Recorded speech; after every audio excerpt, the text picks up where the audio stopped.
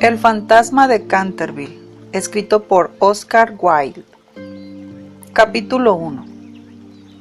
Cuando Mr. Hiram B. Otis, ministro de los Estados Unidos de América, compró Canterville Chase, todo el mundo le dijo que cometía una gran locura, porque la finca estaba embrujada. Hasta el mismo Lord Canterville, como hombre de la más escrupulosa honradez, se creyó en el deber de participárselo a Mr. Otis cuando llegaron a discutir las condiciones.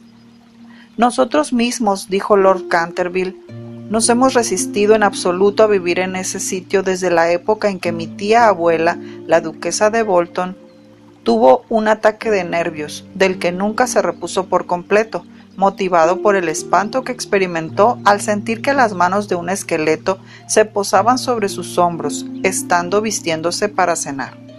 Me creo en el deber de decirle, Mr. Otis, que el fantasma ha sido visto por varios miembros de mi familia que viven actualmente, así como por el rector de la parroquia, el reverendo Augusto Dampier, agregado del King's College de Oxford. Después del trágico accidente ocurrido a la duquesa, ninguna de las doncellas quiso quedarse en casa, y Lady Canterville no pudo ya conciliar el sueño a causa de los ruidos misteriosos que llegaban del corredor y de la biblioteca. «Milord», respondió el ministro, «también me quedaré con los muebles y el fantasma bajo inventario. Llego de un país moderno en el que podemos tener todo cuanto el dinero es capaz de proporcionar, y esos mozos nuestros, jóvenes y turbulentos, que recorren el viejo continente escandalizándolo, que se llevan los mejores actores de ustedes y sus mejores primas donas, estoy seguro de que si queda todavía un verdadero fantasma en Europa, vendrán a buscarlo enseguida para colocarle en uno de nuestros museos públicos o para pasearle por los caminos como un fenómeno». «El fantasma existe, me lo temo», dijo Lord Canterville, sonriendo, «aunque quizás se resista a las ofertas de sus intrépidos empresarios. Hace más de 3 siglos que se le conoce. Data, con precisión, de 1574, y nunca deja de mostrarse cuando está a punto de ocurrir alguna defunción en la familia». «Bah, los médicos de cabecera hacen lo mismo, Lord Canterville.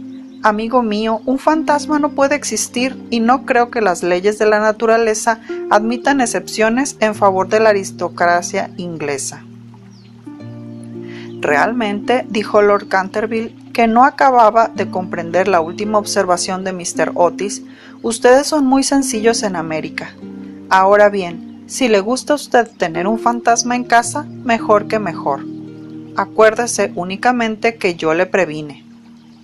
Algunas semanas después se cerró el trato, y a fines de la estación el ministro y su familia emprendieron el viaje hacia Canterville Chase. La señora Otis, que con el nombre de Miss Lucrecia R. Tappan, de la calle West 53, había sido una célebre beldad de Nueva York, era todavía una mujer muy bella, de edad regular, con unos ojos hermosos y un perfil magnífico. Muchas damas americanas, cuando abandonan su país natal, adoptan aires de persona atacada de una enfermedad crónica, y se figuran que eso es uno de los sellos de distinción europea, pero la señora Otis no cayó nunca en ese error. Tenía una naturaleza espléndida y una abundancia extraordinaria de vitalidad. A decir verdad, era completamente inglesa en muchos aspectos, y era un ejemplo excelente para sostener la tesis de que lo tenemos todo en común con América hoy día excepto la lengua, como es de suponer. Su hijo mayor, bautizado con el nombre de Washington por sus padres, en un momento de patriotismo que él no cesaba de lamentar, era un muchacho rubio, de bastante buena figura, que había logrado que se le considerase candidato a la diplomacia, dirigiendo al grupo alemán en los festivales del casino de Newport durante 3 temporadas seguidas, y aún en Londres pasaba por ser un bailarín excepcional. Sus únicas debilidades eran las gardenias y la nobleza. Aparte de eso, era perfectamente sensato. Miss Virginia E. Otis, Era una muchachita de 15 años, esbelta y graciosa como un cervatillo, con mirada francamente encantadora en sus grandes ojos azules. Amazona maravillosa.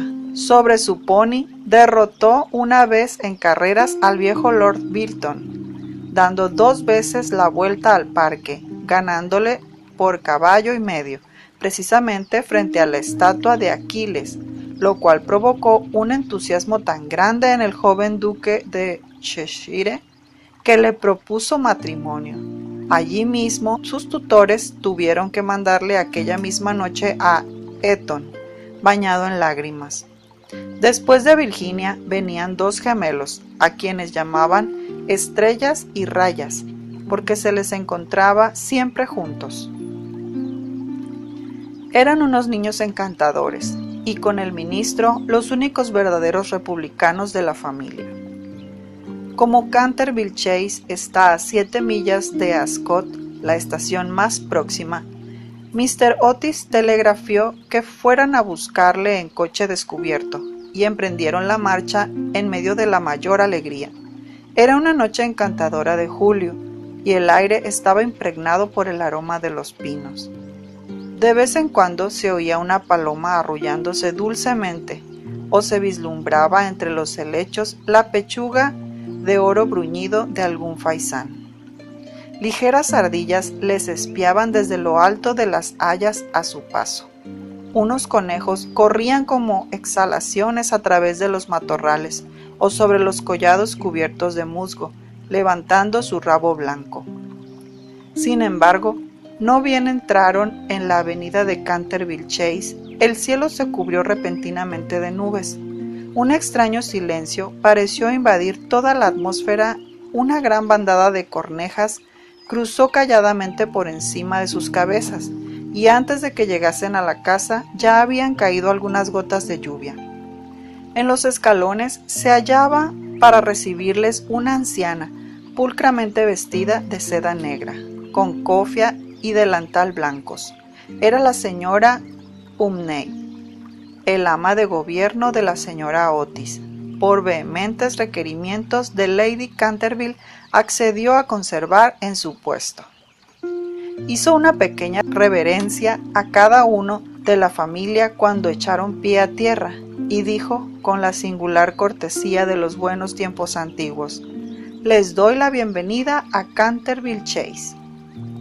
La siguieron atravesando un hermoso hall de estilo Tudor hasta la biblioteca, largo salón espacioso con las paredes cubiertas por madera de roble oscuro que terminaba en un ancho ventanal de cristales. Estaba preparado el té. Luego, una vez que se quitaron los abrigos, ya sentados, se pusieron a curiosear en torno suyo, mientras la señora Umney iba de un lado para otro.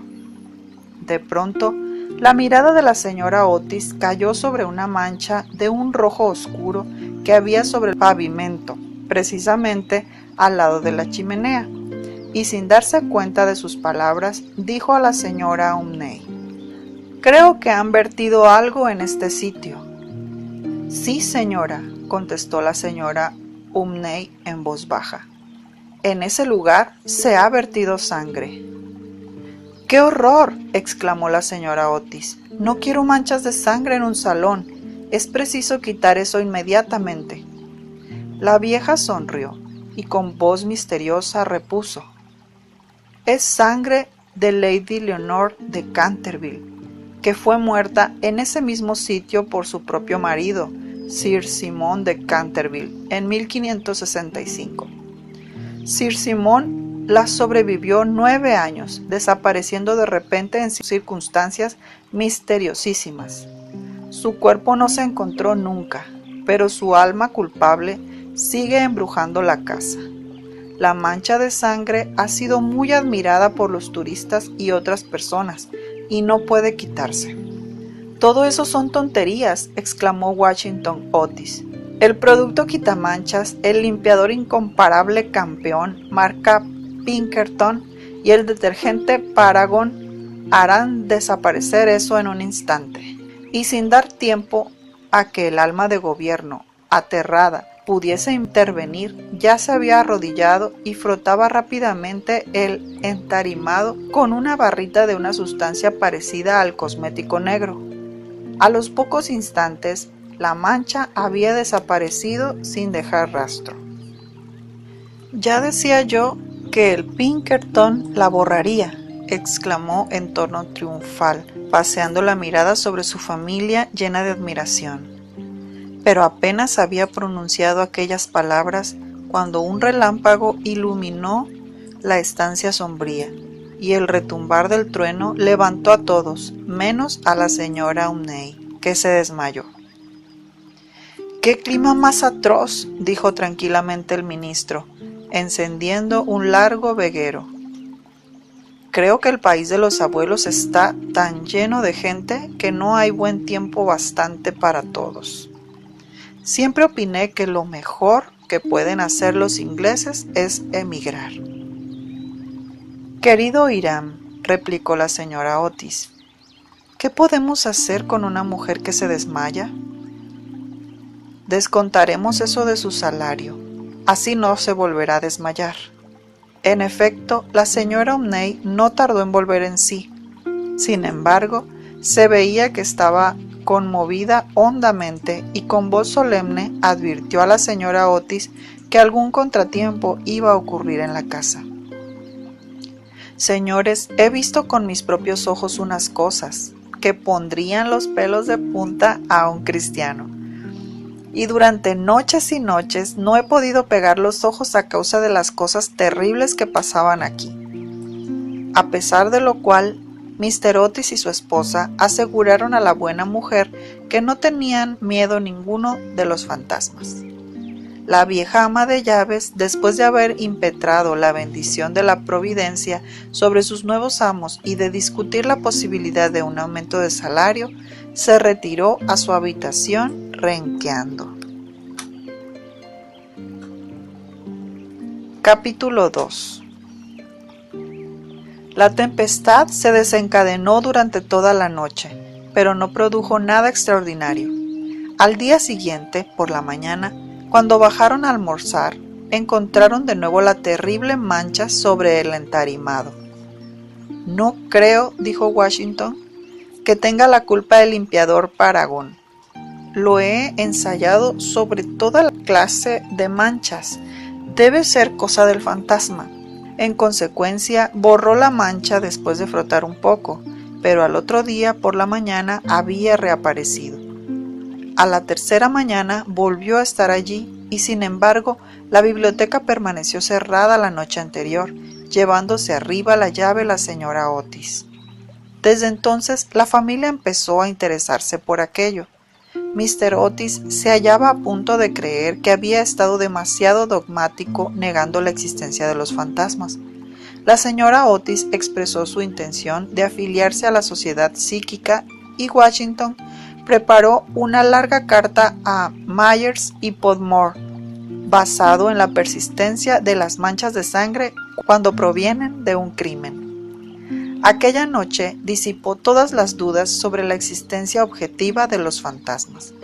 La familia había aprovechado la frescura de la tarde para dar un paseo en coche.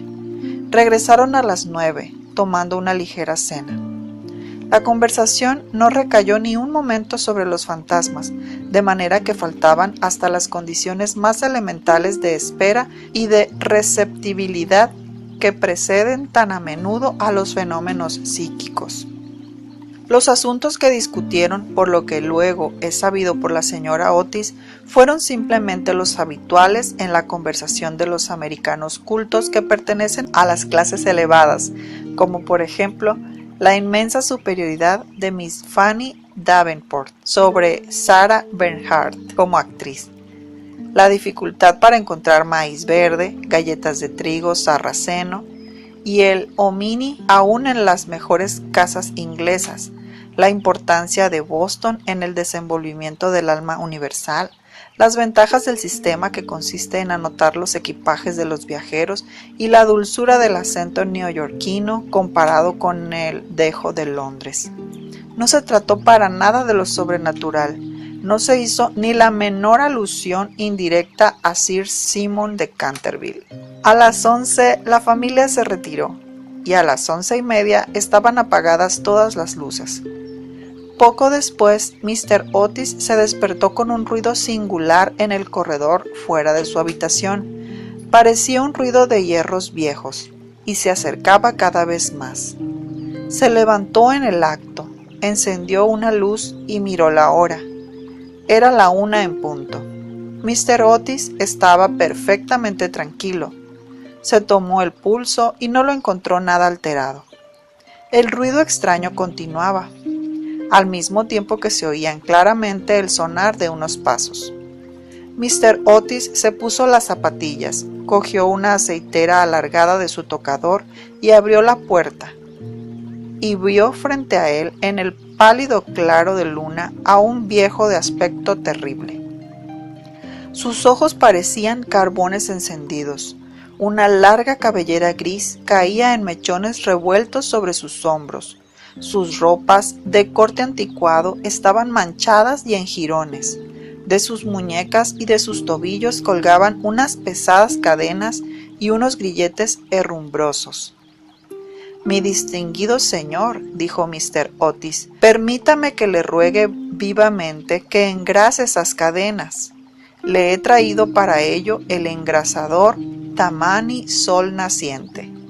Dicen que es eficacísimo y que basta una sola aplicación. En la etiqueta hay varios certificados de nuestros adivinos más ilustres que dan fe de ello. Voy a dejársela aquí al lado de las velas y tendré un verdadero placer en proporcionarle más si así lo desea». Dicho lo cual, el ministro de los Estados Unidos dejó la aceitera sobre una mesa de mármol, cerró la puerta y se volvió a meter en la cama. El fantasma de Canterville permaneció algunos minutos inmóvil de indignación.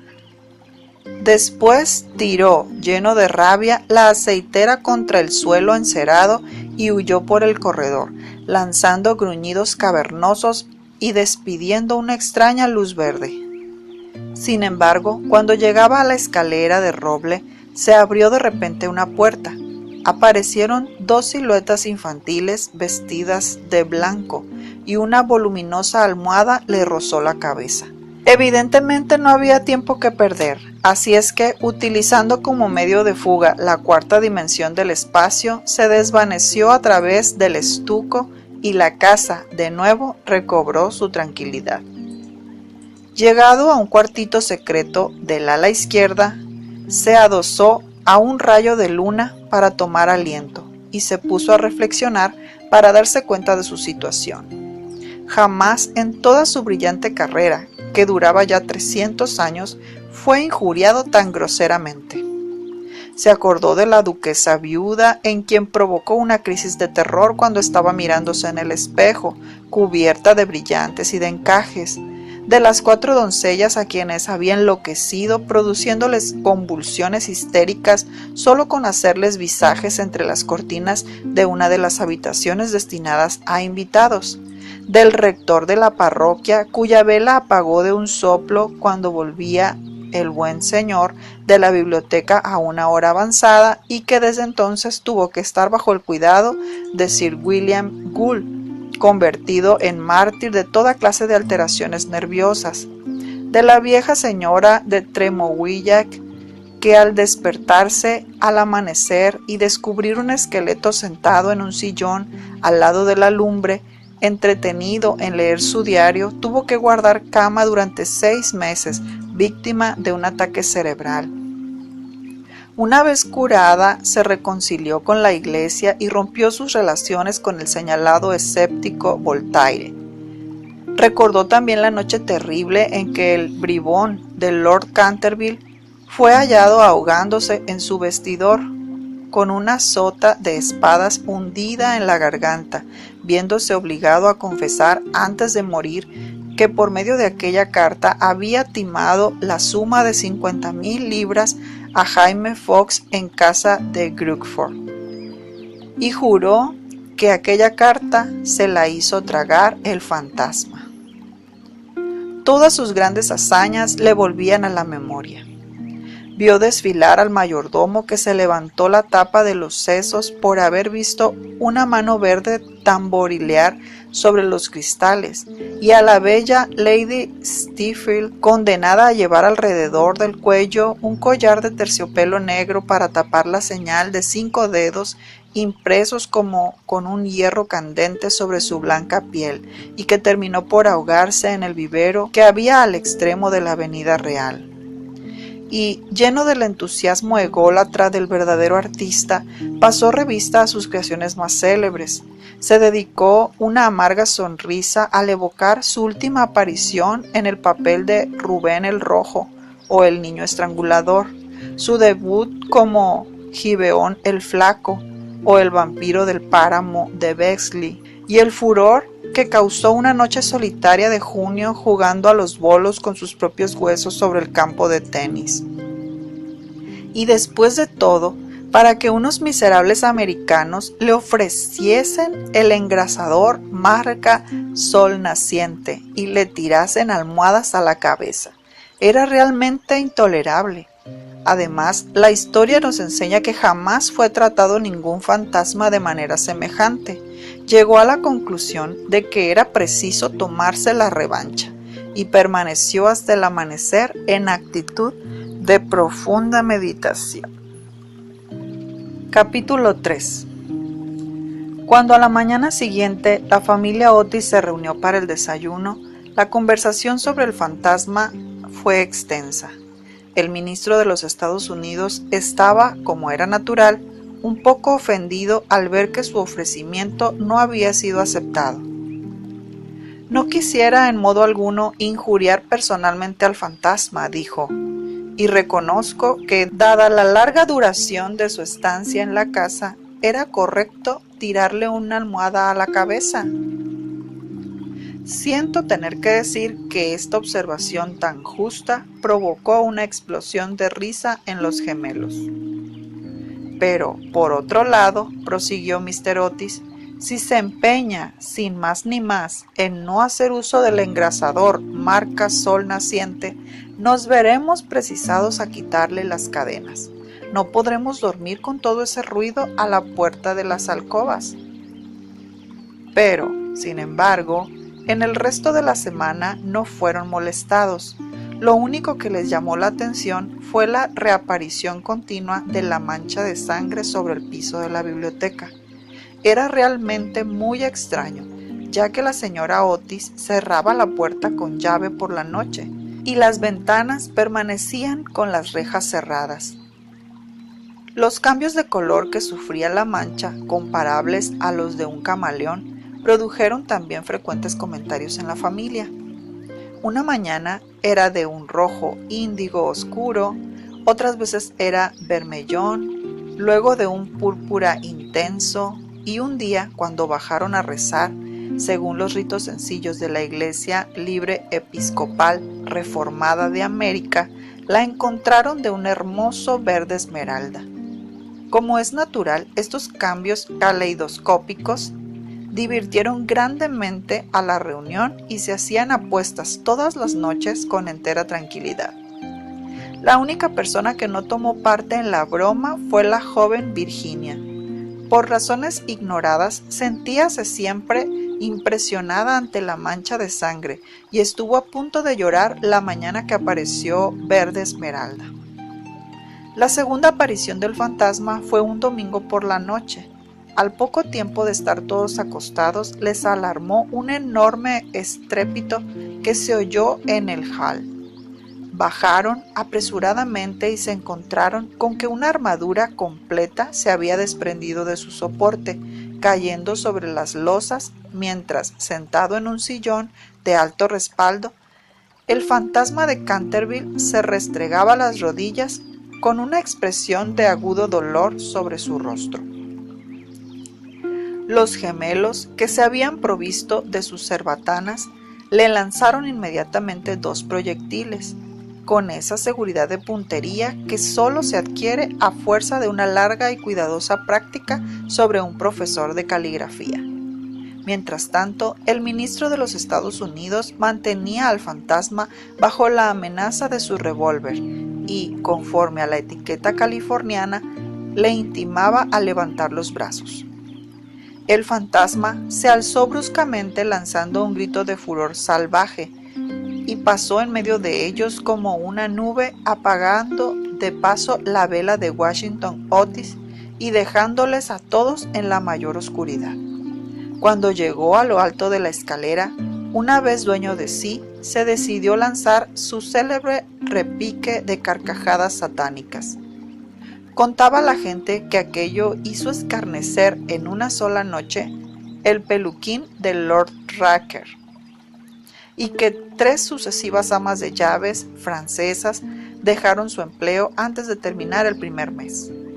Por consiguiente, lanzó su carcajada más horrible, despertando paulatinamente los ecos en las antiguas bóvedas, pero al extinguirse se abrió una puerta y apareció, vestida de azul claro, la señora Otis.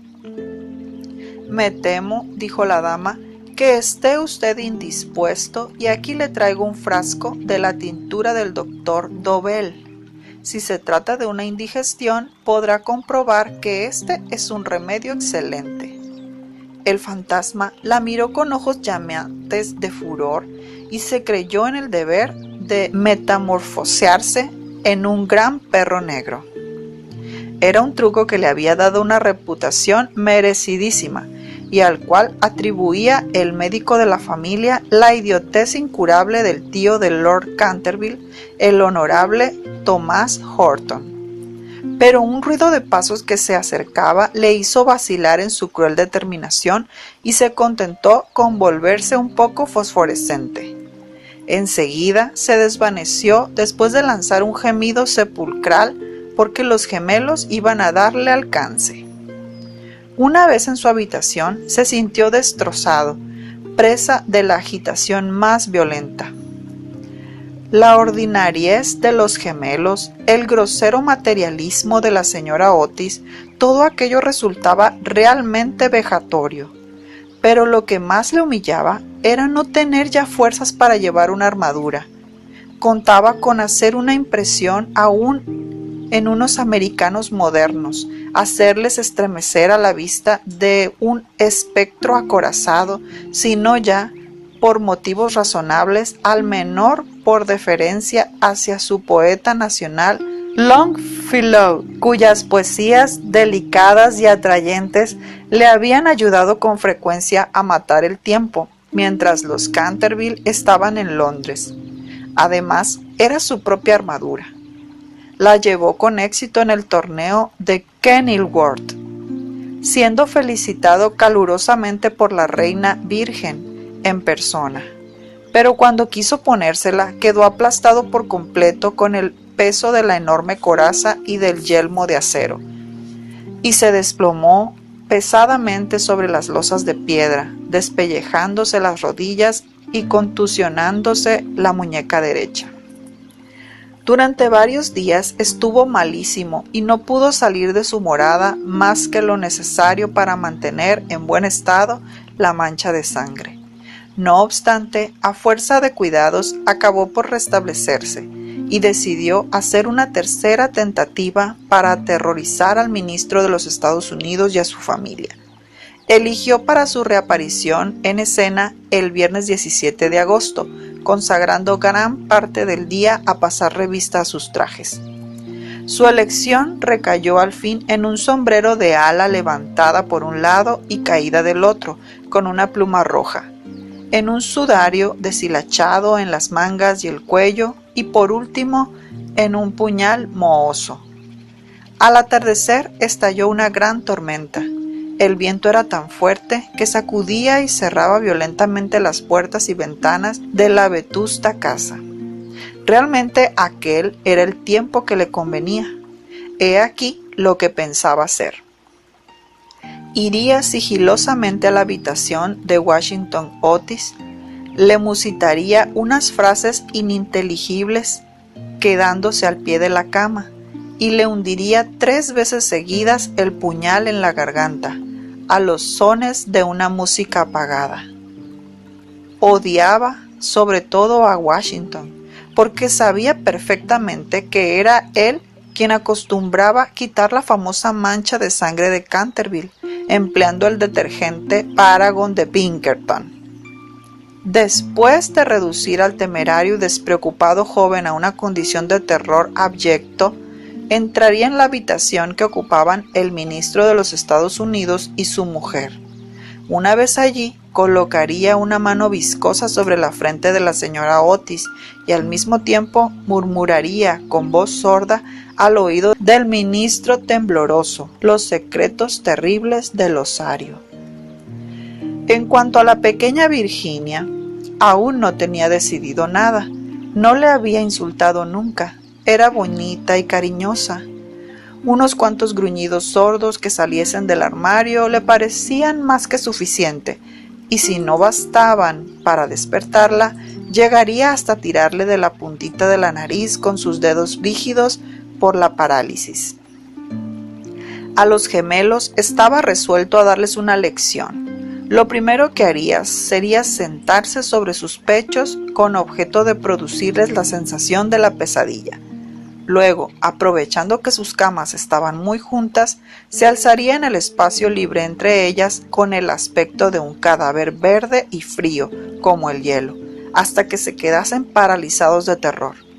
Enseguida, tirando bruscamente su sudario, daría la vuelta al dormitorio en 4 patas, como un esqueleto blanqueado por el tiempo, moviendo el globo de un solo ojo en su órbita, como el personaje de Daniel el Mudo o el esqueleto del suicida, papel en el cual hizo un gran efecto en varias ocasiones. Creía estar tan bien en este como en su otro papel de Martín el Demente o el Misterio Enmascarado. A las 10:30 oyó subir a la familia a acostarse. Durante algunos instantes le inquietaron las estrepitosas carcajadas de los gemelos, que se divertían indudablemente, con su loca alegría de colegiales antes de meterse en la cama. Pero a las 11:15 todo quedó nuevamente en silencio, y cuando sonaron las 12 se puso en camino. La lechuza chocaba contra los cristales de la ventana. El cuervo graznaba en el hueco de un tejo centenario y el viento gemía vagando alrededor de la casa como un alma en pena, pero la familia Otis dormía sin sospechar la suerte que le esperaba. Oía con toda claridad los ronquidos regulares del ministro de los Estados Unidos que dominaban el ruido de la lluvia y de la tormenta. Se deslizó furtivamente a través del estuco. Una sonrisa perversa se dibujaba sobre su boca cruel y arrugada, y la luna escondió su rostro tras una nube cuando pasó delante de la gran ventana ojival, sobre la que estaban representadas en azul y oro sus propias armas y las de su esposa asesinada. Seguía andando siempre, deslizándose como una sombra funesta, que hacía que hasta las tinieblas le maldijesen a su paso. Hubo un momento en que le pareció oír que alguien le llamaba. Se detuvo, pero era tan solo un perro que ladraba en la granja roja.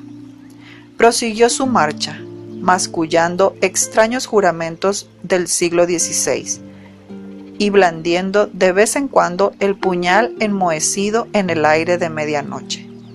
Por fin llegó a la esquina del pasillo que conducía a la habitación del infortunado Washington. Allí hizo una breve parada. El viento agitaba en torno de su cabeza sus largos mechones grises y ceñía en pliegues grotescos y fantásticos el horror indecible del fúnebre sudario. Sonó entonces el cuarto en el reloj. Comprendió que había llegado el momento. Con una risa maligna dio la vuelta al ángulo del corredor, pero apenas lo hizo, retrocedió lanzando un gemido lastimero de terror y escondiendo su cara lívida entre sus largas manos huesudas. Frente a él había un horrible espectro, inmóvil como una estatua, monstruoso como la pesadilla de un demente. Tenía la cabeza pelada y reluciente, faz redonda, carnosa y blanca. Una risa horrorosa parecía retorcer sus rasgos en una mueca eterna. Por los ojos brotaba a oleadas una luz escarlata. La boca semejaba un ancho pozo de fuego, y una vestidura horrible, como la del mismo Simón, envolvía con su nieve silenciosa aquella forma gigantesca. Sobre el pecho llevaba colgado un cartel con una inscripción en extraños caracteres antiguos. Quizá era un rótulo infamante, donde estaban escritos delitos espantosos, una terrible lista de crímenes. Tenía por último en su mano derecha una cimitarra de acero resplandeciente. Como no había visto nunca fantasmas hasta aquel día, sintió un pánico terrible, y después de lanzar rápidamente una segunda mirada sobre el espantoso fantasma, regresó a su habitación, enredándose los pies en el sudario que le envolvía. Cruzó la galería corriendo y acabó por dejar caer el puñal enmohecido en las botas de montar del ministro, donde lo encontró el mayordomo al día siguiente. Una vez refugiado en su retiro, se desplomó sobre un reducido catre de tijera, tapándose la cabeza con las sábanas, pero al cabo de un momento el valor indomable de los antiguos Canterville se despertó en él y tomó la resolución de hablar al otro fantasma en cuanto amaneciese. Por consiguiente, no bien el alba plateó las colinas con su luz, volvió al sitio en que había visto por primera vez al horroroso fantasma. Pensaba que, después de todo, 2 fantasmas valían más que uno, y que con ayuda de su nuevo amigo podría contender victoriosamente con los gemelos. Pero cuando llegó al sitio, fue para encontrarse en presencia de un espectáculo terrible. Algo le sucedía indudablemente al espectro, porque la luz había desaparecido por completo de sus órbitas. La cimitarra centelleante, deslizándose de su mano, estaba recostada sobre la pared en una actitud forzada e incómoda. Simón se precipitó hacia adelante y le cogió en sus brazos. Pero, ¿cuál no sería su terror, viendo desprenderse la cabeza y rodar por el suelo, mientras el cuerpo tomaba la posición supina, y notó que abrazaba una cortina blanca de algodón grueso y que yacían a sus pies una escoba, un machete de cocina y una calabaza vacía? Sin poder comprender aquella curiosa transformación, cogió con mano febril el cartel, leyendo a la claridad grisácea de la mañana estas palabras terribles: «He aquí el fantasma Otis, el único espíritu auténtico y verdadero. Cuidado con las imitaciones, todos los demás están falsificados». Y la entera verdad se le apareció como un relámpago. Había sido burlado, chasqueado, engañado. La expresión característica de los Canterville reapareció en sus ojos. Apretó las encías desdentadas y, levantando por encima de su cabeza sus manos amarillas, juró, según la fraseología pintoresca de la antigua escuela, que cuando el gallo tocase por 2 veces el cuerno de su alegre llamada, se perpetrarían crímenes sangrientos y que el asesinato de callado paso saldría entonces de su retiro. No había terminado de formular este juramento terrible cuando de una alquería lejana, de tejado de ladrillo rojo, salió el canto de un gallo. Lanzó una larga risotada, lenta y amarga, y esperó.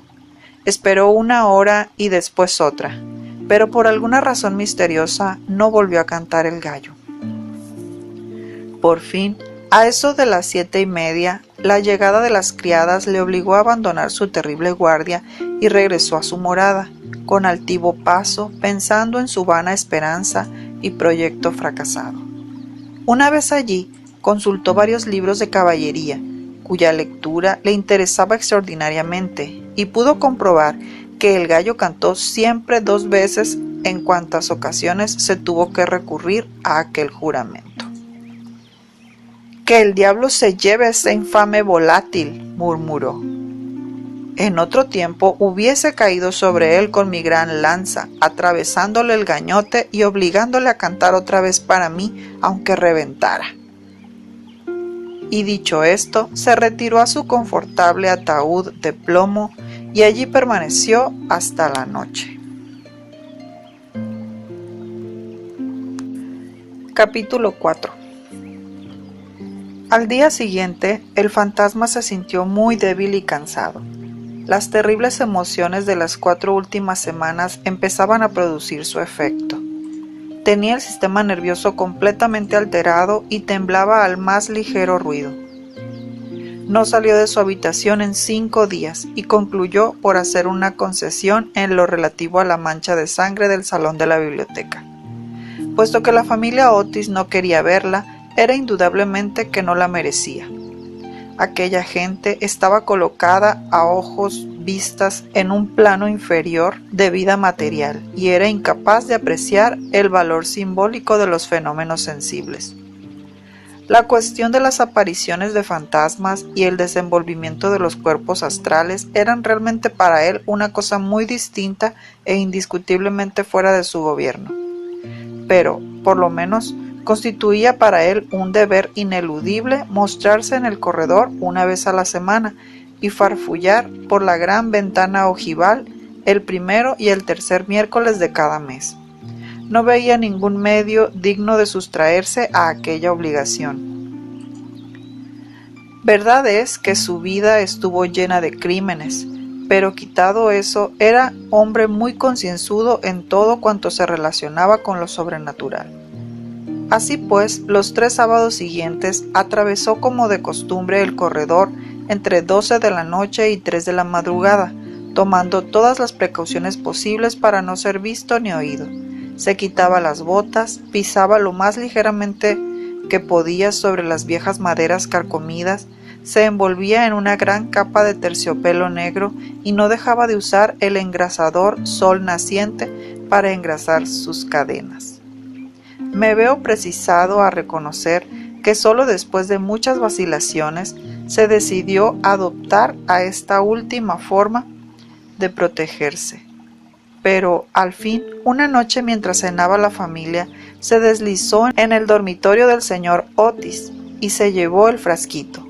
Al principio se sintió un poco humillado, pero después fue suficientemente razonable para comprender que aquel invento merecía grandes elogios y que cooperaba, en cierto modo, a la realización de sus proyectos.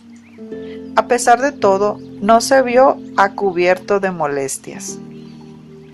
No dejaban nunca de tenderle cuerdas de lado a lado del corredor para hacerle tropezar en la oscuridad, y una vez que se había disfrazado para el papel de Isaac el Negro o el cazador del bosque de Huxley, cayó de bruces al poner el pie sobre una plancha de maderas enjabonadas que habían colocado los gemelos desde el umbral del salón de tapices hasta la parte alta de la escalera de roble. Esta última afrenta le dio tal rabia que decidió hacer un esfuerzo para imponer su dignidad y consolidar su posición social, y formó el proyecto de visitar a la noche siguiente a los insolentes chicos de Eton, en su célebre papel de Ruperto el Temerario o el Conde sin Cabeza. No se había mostrado con aquel disfraz desde hacía 70 años, es decir, desde que causó con él tal pavor a la bella Lady Bárbara Modish, que ésta retiró su consentimiento al abuelo del actual Lord Canterville y se fugó a Gretna Green con el arrogante Jack Catterton, jurando que por nada del mundo consentiría en emparentar con una familia que toleraba los paseos de un fantasma tan horrible por la terraza al atardecer.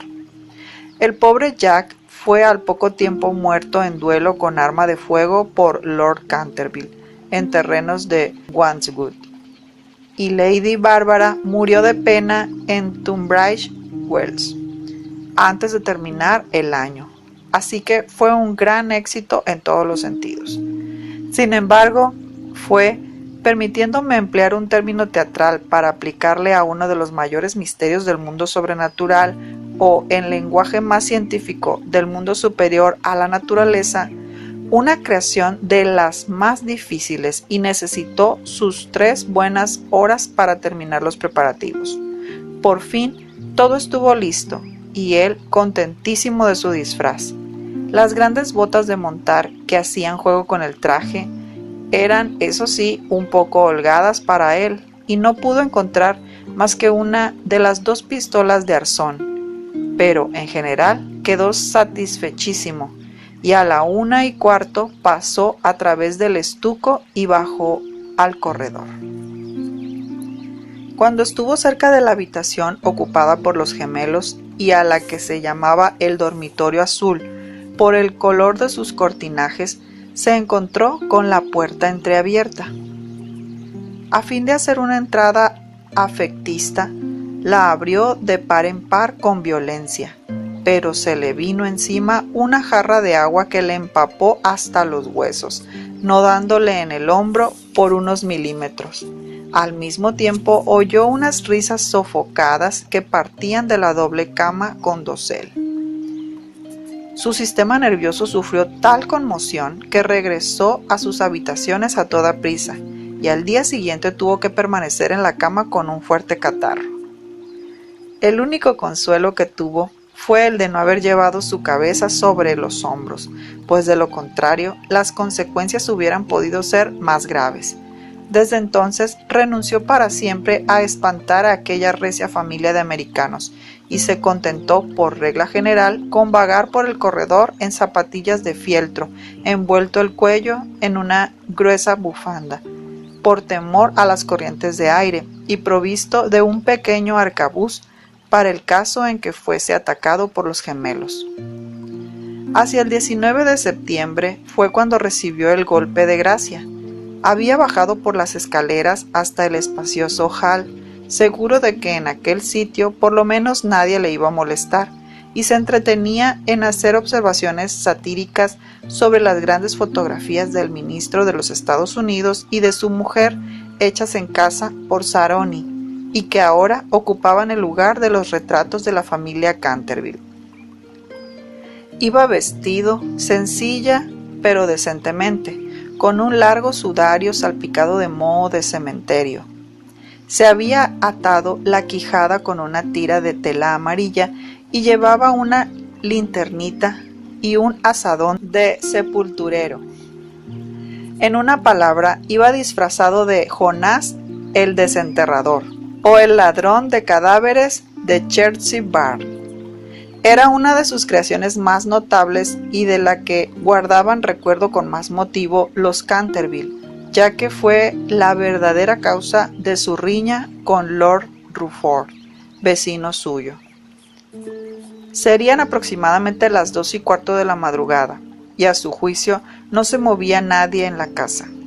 Pero cuando se dirigía tranquilamente hacia la biblioteca para ver lo que quedaba de la mancha de sangre, se abalanzaron hacia él desde un rincón sombrío 2 siluetas agitando locamente sus brazos sobre sus cabezas mientras gritaban a su oído ¡Uh! ¡Uh! ¡Uh! Lleno de pánico, cosa muy natural en aquellas circunstancias, se precipitó hacia la escalera, pero entonces se encontró frente a Washington Otis, que le esperaba armado con la gran regadera del jardín, de tal modo que, cercado por sus enemigos, casi acorralado, tuvo que evaporarse por la gran estufa de hierro colado, que felizmente para él no estaba encendida, y abrirse paso hasta sus habitaciones por entre los cañones de las chimeneas, llegando a su refugio en el lamentable estado en que lo pusieron la agitación, el hollín y la desesperación. Desde aquella noche no volvió a vérsele nunca en expediciones nocturnas. Los gemelos se quedaron muchas veces en acecho para sorprenderle, sembrando de cáscaras de nueces los corredores todas las noches, con gran enojo de sus padres y de los criados.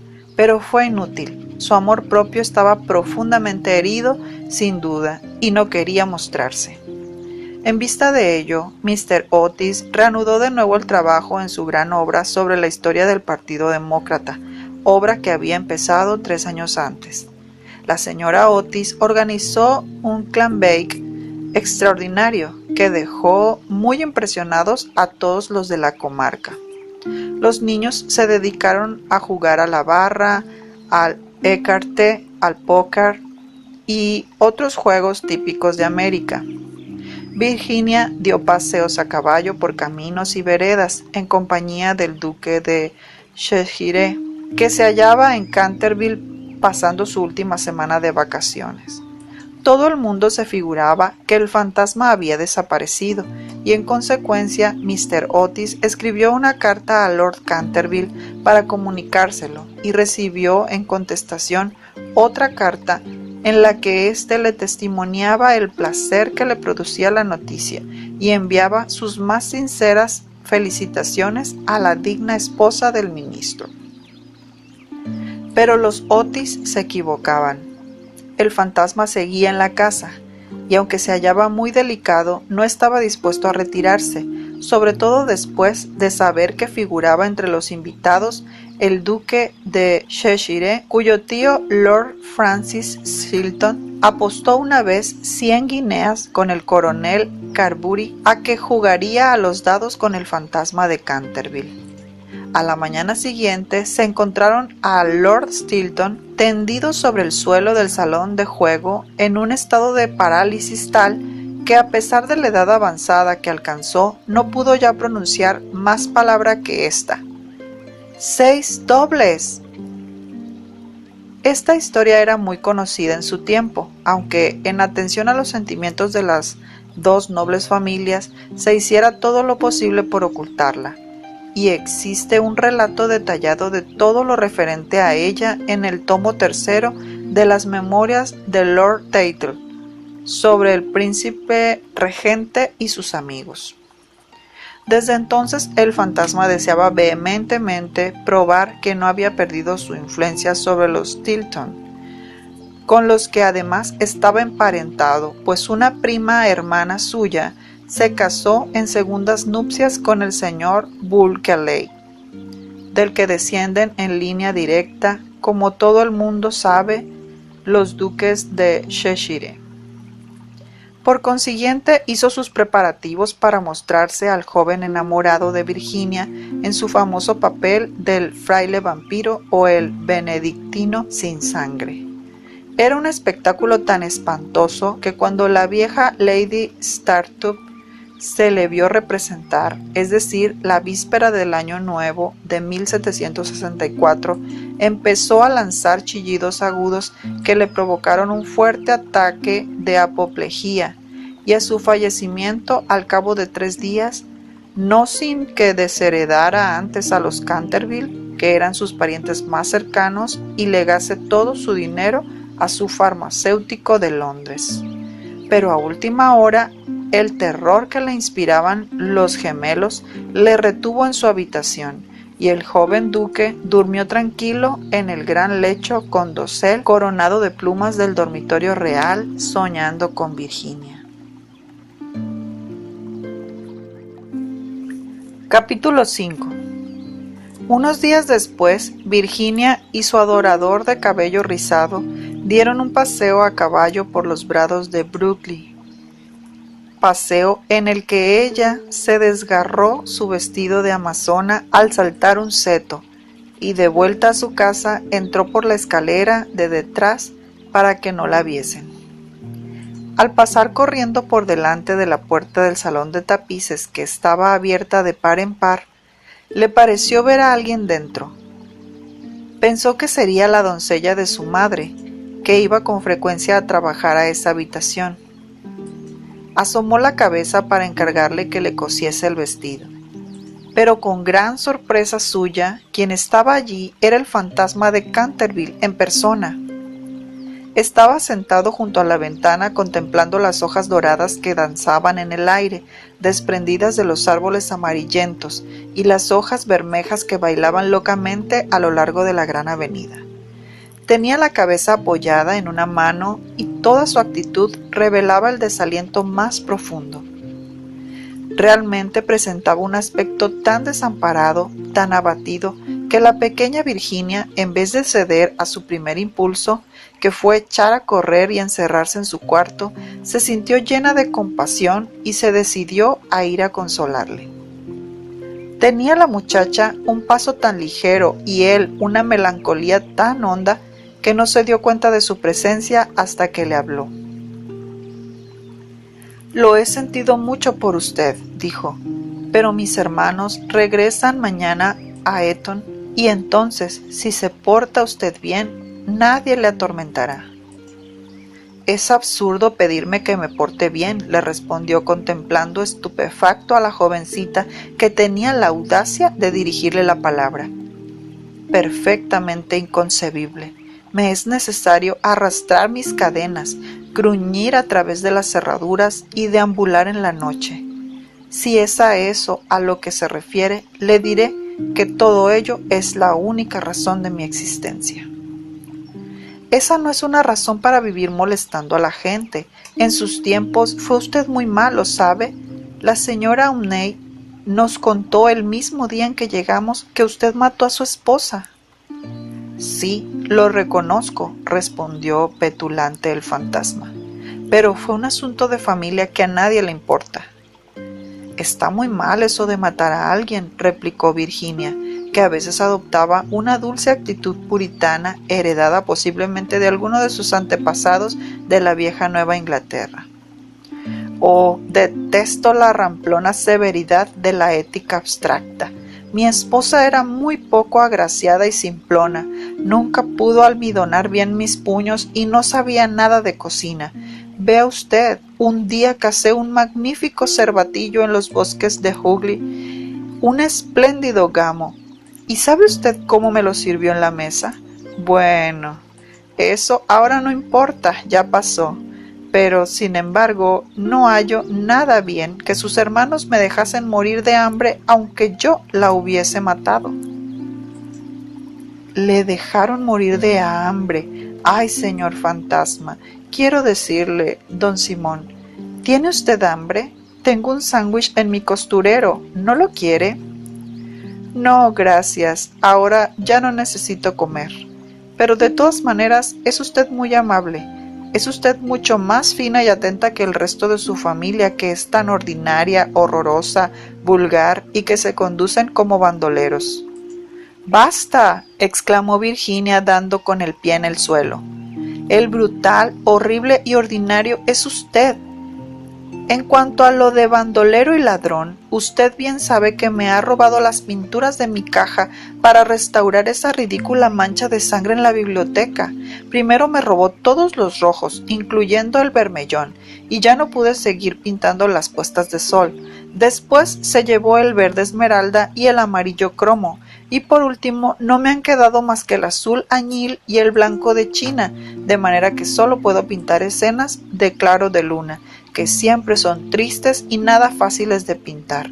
Nunca lo acusé, aunque ello me hacía sentir furiosa, y todo resultaba grotesco, porque ¿quién ha oído decir que exista la sangre de color verde esmeralda?» «Bueno, es verdad», dijo el fantasma con cierta dulzura. «¿Qué iba yo a hacer?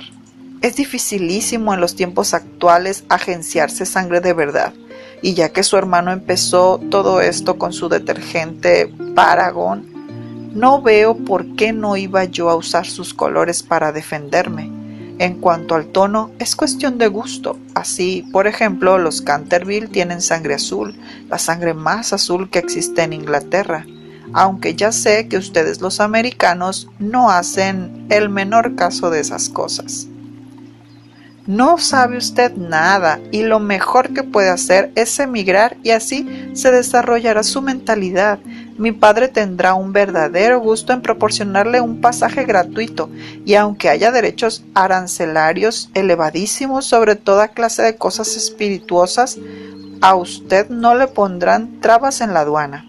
Y una vez en Nueva York puede usted contar con un gran éxito. Conozco infinidad de personas que darían $100,000 por tener antepasados y que sacrificarían mayor cantidad aún por tener un fantasma en la familia. Creo que no me gustaría América». Quizás se deba a que allí no tenemos ni ruinas ni curiosidades, dijo burlonamente Virginia. ¿Qué curiosidades ni qué ruinas?, contestó el fantasma. Tienen ustedes su marina y sus modales. Buenas noches, voy a pedir a papá que conceda a los gemelos una semana más de vacaciones. No se vaya, Miss Virginia, se lo suplico, exclamó el fantasma. Estoy tan solo y soy tan desgraciado que no sé qué hacer. Quisiera irme a dormir y no puedo. Es inconcebible. No tiene usted más que meterse en la cama y apagar la vela. Algunas veces es dificilísimo permanecer despierto, sobre todo en una iglesia. Pero en cambio, dormir es muy sencillo. Hasta los niños saben dormir admirablemente y no son nada ilustrados. Hace 300 años que no duermo, dijo el anciano tristemente, haciendo que Virginia abriese mucho sus hermosos ojos azules llenos de asombro.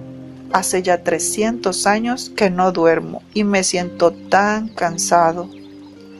Virginia adoptó un grave continente y sus finos labios temblaron como pétalos de rosa. Se acercó y, arrodillándose al lado del fantasma, contempló su viejo rostro marchito.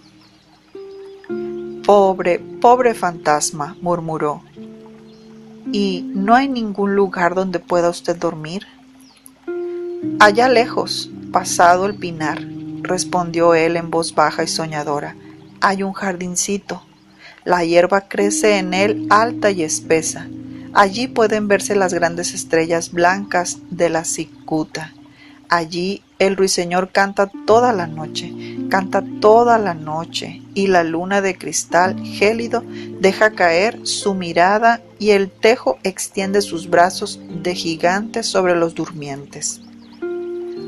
Los ojos de Virginia se empañaron de lágrimas y ocultó la cara entre sus manos. «¿Se refiere usted al jardín de la muerte?», murmuró. «Sí, de la muerte.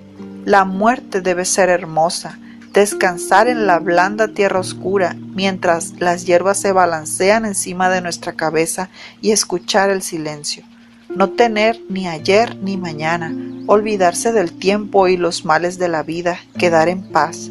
Usted puede ayudarme, usted puede abrir el portal de la morada de la muerte, porque el amor le acompaña a usted siempre, y el amor es más fuerte que la muerte». Virginia tembló. Un estremecimiento helado recorrió todo su ser, y durante unos instantes hubo un gran silencio. Le pareció vivir en un sueño terrible. Entonces el fantasma habló de nuevo con una voz que resonaba como los suspiros del viento. ¿Ha leído usted alguna vez la antigua profecía que hay sobre las vidrieras de la biblioteca? «Oh, muchas veces», exclamó la muchacha levantando los ojos. «La conozco muy bien, está pintada con unas curiosas letras negras y se lee con dificultad. No tiene más que estos 6 versos. Cuando una joven rubia logre hacer brotar una oración de los labios del pecador, cuando el almendro estéril dé fruto y un pequeño deje correr su llanto, entonces toda la casa quedará tranquila y volverá la paz a Canterville, pero no sé lo que significan».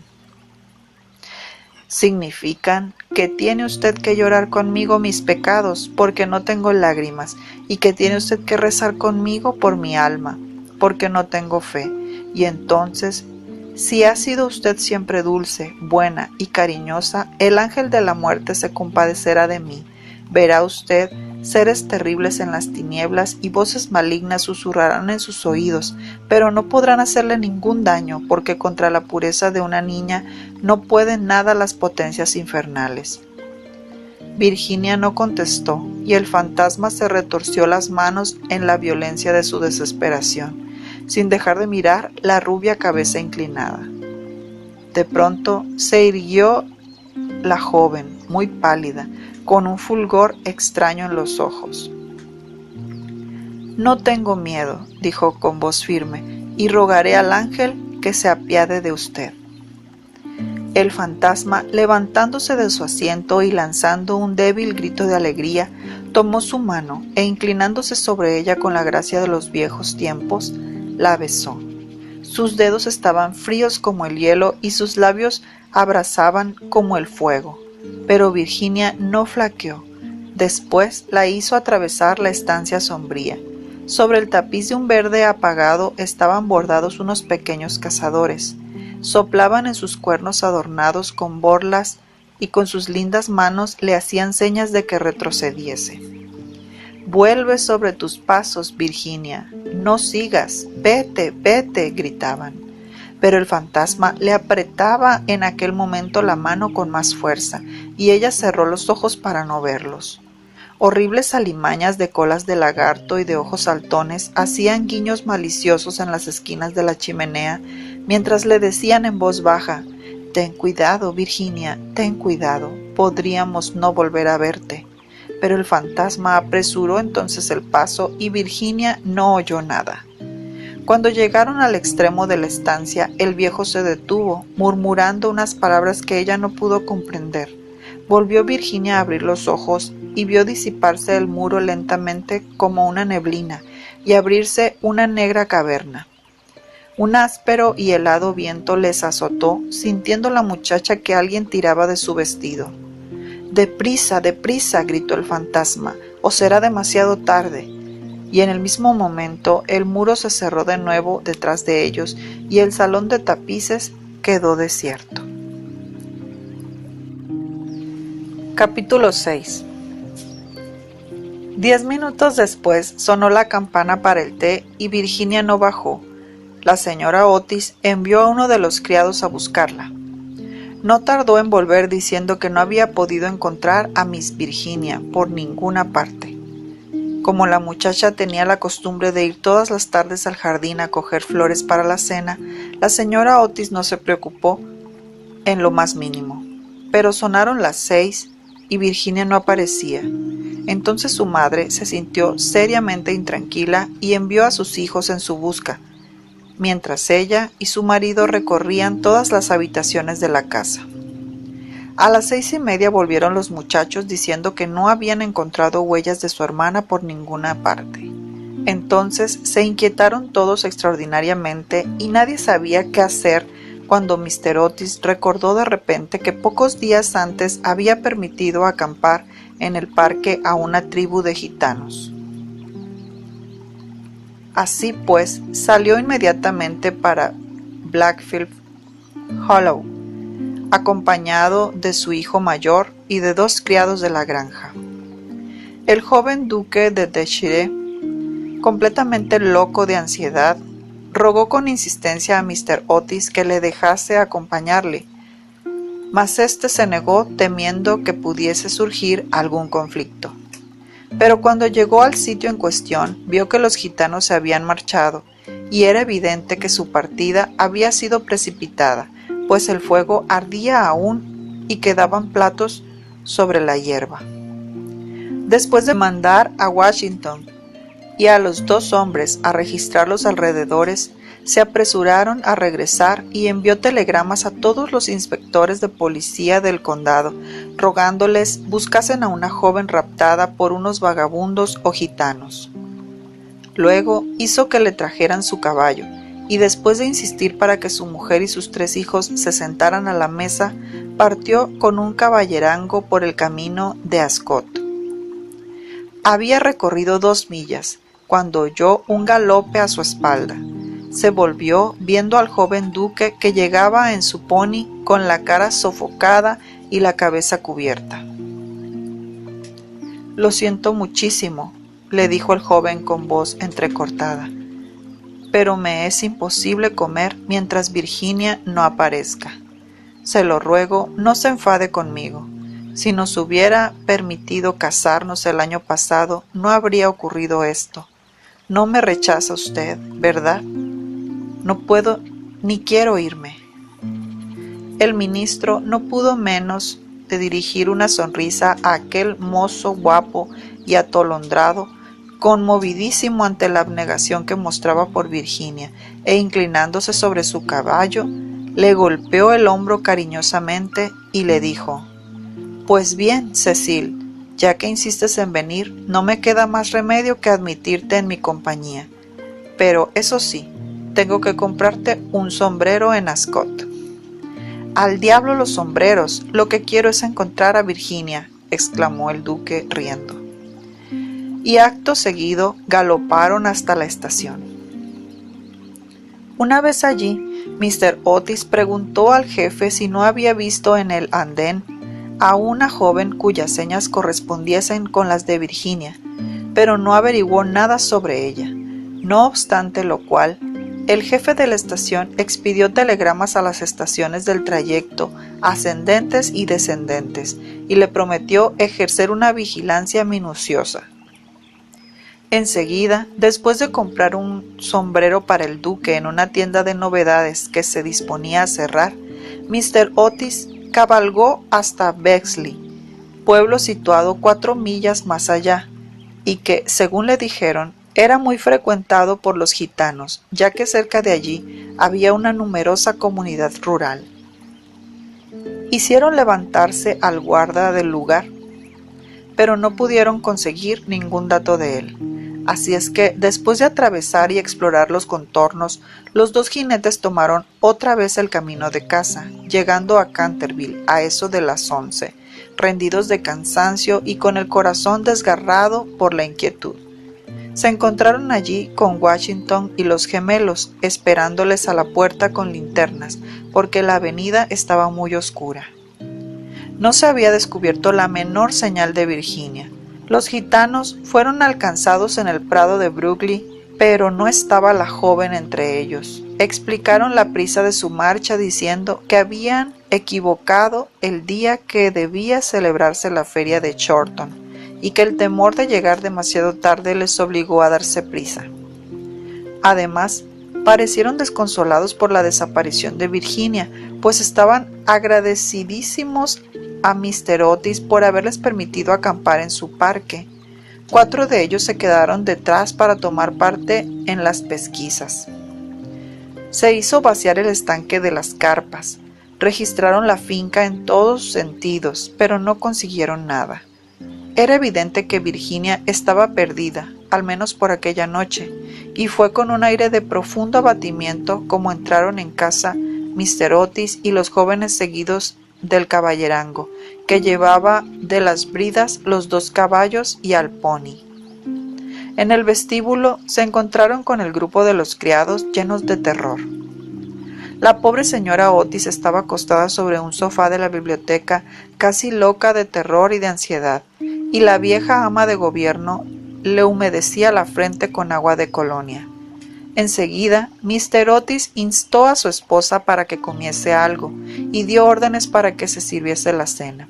Fue una comida triste, pues casi nadie hablaba, y hasta los gemelos se veían espantados y sumisos, pues querían entrañablemente a su hermana. Cuando terminaron, Mr. Otis, a pesar de los ruegos del joven duque, mandó que todo el mundo se fuese a la cama, diciendo que ya no podía hacerse nada más aquella noche, y que el día siguiente telegrafiaría a Scotland Yard para que pusieran inmediatamente varios detectives a su disposición. Pero en el preciso momento en que salían del comedor, sonaron las 12 en el reloj de la torre. Apenas acababan de extinguirse las vibraciones de la última campanada cuando se oyó un crujido acompañado de un grito penetrante. Un trueno estentorio bamboleó la casa. Una melodía ultraterrena flotó en el aire. Un lienzo de pared se desprendió bruscamente en lo alto de la escalera y sobre el rellano, muy pálida, casi blanca, apareció Virginia llevando en la mano un cofrecillo. Inmediatamente todos la rodearon. La señora Otis la estrechó apasionadamente entre sus brazos. El duque casi la ahogó con sus besos apasionados, y los gemelos ejecutaron una danza de guerra salvaje alrededor del grupo. «Por Dios, hija, ¿dónde estabas?», dijo Mr. Otis, bastante enfadado, creyendo que le había querido dar una broma pesada. «Cecilia y yo hemos recorrido toda la comarca en busca tuya, y tu madre ha estado a punto de morirse de espanto. No vuelvas a dar bromas de ese género a nadie». «¡Menos al fantasma! ¡Menos al fantasma!», gritaron los gemelos continuando sus brincos. «Hija mía querida, gracias a Dios que te hemos encontrado. Ya no nos volveremos a separar», murmuraba la señora Otis besando a la muchacha, toda trémula y acariciando sus cabellos de oro que se veían despeinados. «Papá», dijo dulcemente Virginia, «estaba con el fantasma. Ha muerto ya. Es preciso que vayáis a verle. Fue muy malo, pero se ha arrepentido sinceramente de todo lo que había hecho y antes de morir me ha dado esta caja de joyas». Toda la familia la contempló muda y asombrada, pero ella tenía un aire muy circunspecto y muy serio. Enseguida, dando media vuelta, les precedió a través del hueco de la pared y bajaron por un corredor secreto y angosto. Washington les seguía llevando una vela encendida que cogió de la mesa. Por fin llegaron a la gran puerta de roble con clavos recios y oxidados. Virginia la tocó, y entonces la puerta giró sobre sus goznes enormes y se hallaron en una habitación estrecha y con bajo techo abovedado, y que tenía una ventanita enredada. Junto a una gran argolla de hierro empotrada en el muro, a la cual estaba encadenado, se veía un esqueleto extendido cuán largo era sobre las losas. Parecía estirar sus dedos descarnados, como intentando llegar a un plato y a un cántaro de forma antigua, colocados de tal forma que no pudiese alcanzarlos. El cántaro había estado lleno de agua indudablemente, pues tenía su interior tapizado de moho verde. Sobre el plato no quedaba más que polvo. Virginia, arrodillada junto al esqueleto y uniendo sus finas manos, comenzó a rezar en silencio, mientras la familia contemplaba con asombro la horrible tragedia, cuyo secreto se les acababa de revelar. «¡Oigan!», exclamó de pronto uno de los gemelos que había ido a mirar por la ventanita, queriendo adivinar hacia qué lado del edificio caía aquella habitación. «¡Oigan! El antiguo almendro que estaba seco ha florecido. Se ven admirablemente las flores a la luz de la luna». «Dios le ha perdonado», dijo gravemente Virginia, levantándose, y un magnífico resplandor parecía iluminar su rostro. «Eres un ángel», exclamó el joven duque rodeándole el cuello con el brazo y besándola. Capítulo 7. 4 días después de estos curiosos sucesos, a eso de las 11 de la noche, salía un fúnebre cortejo de Canterville House. La carroza iba arrastrada por 8 caballos negros, cada uno de los cuales llevaba adornada la cabeza con un gran penacho de plumas de avestruz que se inclinaban como saludando. La caja de plomo iba cubierta con un rico paño púrpura, sobre el cual estaban bordadas en oro las armas de los Canterville. A cada lado del carro y de los coches marchaban los criados, llevando antorchas encendidas. Toda aquella comitiva tenía un aspecto grandioso e imponente. Lord Canterville presidía el duelo. Había venido del país de Gales expresamente para asistir al entierro y ocupaba el primer coche con la pequeña Virginia. Después iban el ministro de los Estados Unidos y su esposa, y detrás Washington y los 2 muchachos. En el último coche iba la señora Umney. Todo el mundo convino en que después de haber sido atemorizada por el fantasma por espacio de más de 50 años, tenía realmente derecho a verle desaparecer para siempre. Cavaron una profunda fosa en un rincón del cementerio, precisamente bajo el tejo centenario, y dijo las últimas oraciones del modo más solemne el reverendo Augusto Dampier. Una vez terminada la ceremonia, los criados siguieron una antigua costumbre establecida en la familia Canterville: apagaron sus antorchas. Luego, al bajar la caja a la fosa, Virginia se adelantó, colocando encima de ella una gran cruz hecha con flores de almendro, blancas y rosadas. En aquel momento salió la luna de detrás de una nube, e inundó el cementerio con sus rayos de silenciosa plata, y de un bosquecillo cercano se elevó el canto de un ruiseñor. Virginia recordó la descripción que le hizo el fantasma del jardín de la muerte. Sus ojos se llenaron de lágrimas y apenas pronunció una palabra durante el regreso a la casa. A la mañana siguiente, antes que Lord Canterville partiese para la ciudad, la señora Otis conferenció con él respecto de las joyas entregadas por el fantasma a Virginia. Eran magníficas. Había sobre todo un collar de rubíes en una antigua montura veneciana, que era un espléndido trabajo del siglo XVI, y el conjunto representaba tal cantidad que Mr. Otis sentía grandes escrúpulos en permitir a su hija el aceptarla. «Milord», dijo el ministro, «sé que en este país el concepto de manos muertas se aplica lo mismo a los objetos menudos que a las tierras, y es evidente, evidentísimo para mí, que estas joyas deben quedar en poder de usted como legado de familia. Le ruego por lo tanto que consienta en llevárselas a Londres, considerándolas siempre como una parte de su herencia que le fuera restituida en circunstancias extraordinarias. En cuanto a mi hija, no es más que una chiquilla, y hasta hoy, me complace decirlo, siente poco interés por esas futilezas de lujo superfluo.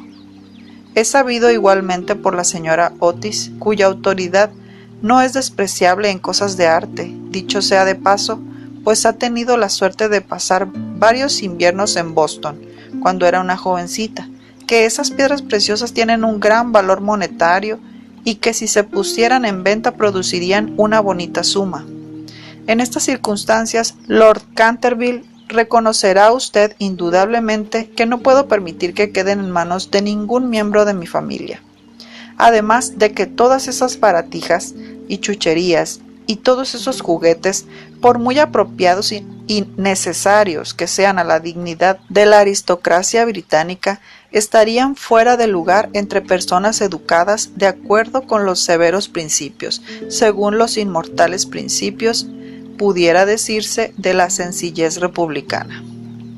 Quizá me atrevería a decir que Virginia tiene gran interés en que le deje usted la cajita que encierra esas joyas en recuerdo de las locuras y de los infortunios de su antepasado. Y como esa caja ya es muy vieja y por consiguiente deterioradísima, quizá encuentre usted razonable acoger favorablemente su deseo. En cuanto a mí, confieso que me sorprende grandemente ver a uno de mis hijos demostrar interés por una cosa de la Edad Media, y la única explicación que le encuentro es que Virginia nació en un barrio de Londres, a poco de regresar la señora Otis de una excursión a Atenas.